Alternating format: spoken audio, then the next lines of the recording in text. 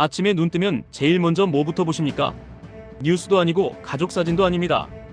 통장입니다. 대출 잔액입니다. 카드값입니다. 학원비 빠져나간 알림입니다. 그리고 그 다음이 집입니다. 내가 사는 집, 내가 못 사는 집, 내가 언젠가 사야 하는 집. 이 나이가 이상합니다. 열심히 살았는데 마음이 편해지지 않습니다.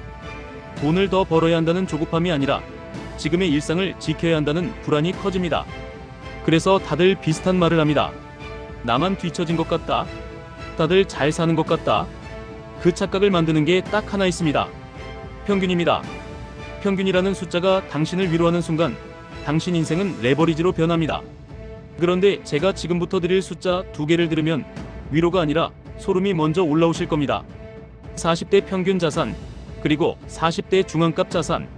평균은 4억대, 중앙값은 2억대입니다. 이 숫자가 좋은 소식처럼 들리셨다면 오늘 이야기는 반드시 끝까지 보셔야 합니다. 왜냐하면 이 조합은 대부분이 중간에서 버티고 있는데 일부는 너무 멀리 가버렸다는 뜻이기 때문입니다. 그래서 집 레버리지, 그리고 QLD, TQQQ 같은 금융 레버리지가 한꺼번에 사람을 부릅니다. 오늘 그 구조를 한 프레임으로 정리해드리겠습니다. 첫째, 평균이 높을수록 평범한 사람은 더 불안해집니다. 평균은 현실이 아닙니다. 평균은 극소수의 힘입니다. 상위 몇 %가 숫자를 끌어올리면 평균은 그쪽으로 가버립니다. 그러면 무슨 일이 벌어지느냐? 다수는 숫자만 보고 자기 삶을 평가합니다. 나는 왜 평균만큼 없지? 나는 왜 이렇게 부족하지? 여기서 무너지는 건 통장이 아니라 기준입니다. 기준이 무너지면 선택이 흔들립니다. 흔들리는 선택의 끝은 대개 하나입니다. 빚을 당기거나 레버리지를 잡거나.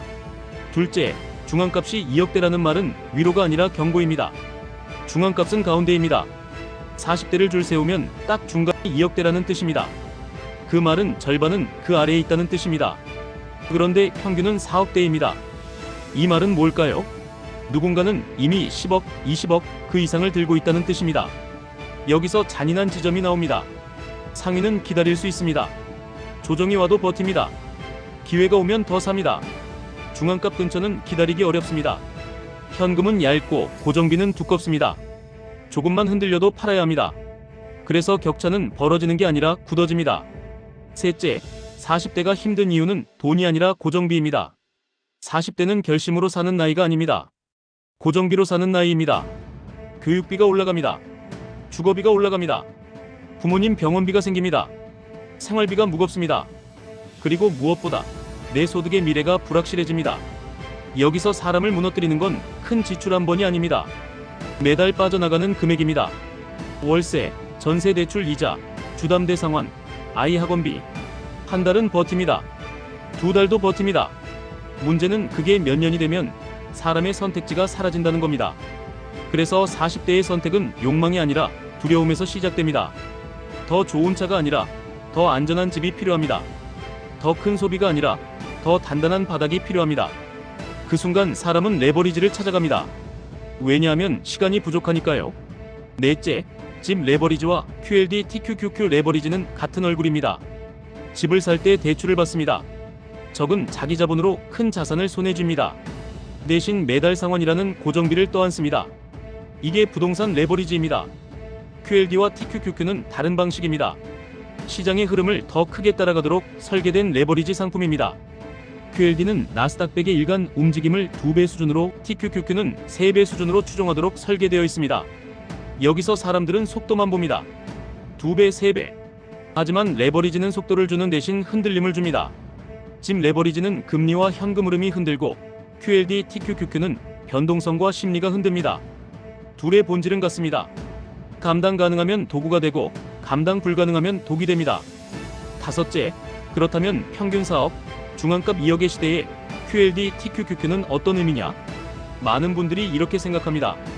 집도 불안하고 월급만으로는 답이 없고 그렇다면 투자로 따라잡아야 한다. 맞습니다. 성장 엔진은 필요합니다. 현금만 들고 있으면 화폐 가치가 흔들릴 때 내가 가만히 있어도 뒤처지는 느낌을 받습니다. 그래서 사람들은 자산을 통장 밖으로 옮깁니다. 다만 여기서 갈림길이 있습니다. 성장 엔진을 다는 사람과 폭탄을 안고 뛰는 사람이 갈립니다. 그 차이는 종목이 아니라 룰입니다. 여섯째, QLD TQQQ는 이렇게 접근하셔야 합니다. 첫째, 목적을 분리하십시오. 집은 안정입니다. 투자는 성장입니다. 집을 수익률로만 보면 마음이 흔들리고 투자를 주고 불안의 치료제로 보면 더 흔들립니다. 역할을 분리하셔야 합니다. 둘째, 현금 쿠션이 없으면 레버리지는 멘탈을 먼저 가져갑니다. 현금 쿠션은 수익을 내기 위한 장치가 아니라 팔지 않기 위한 장치입니다.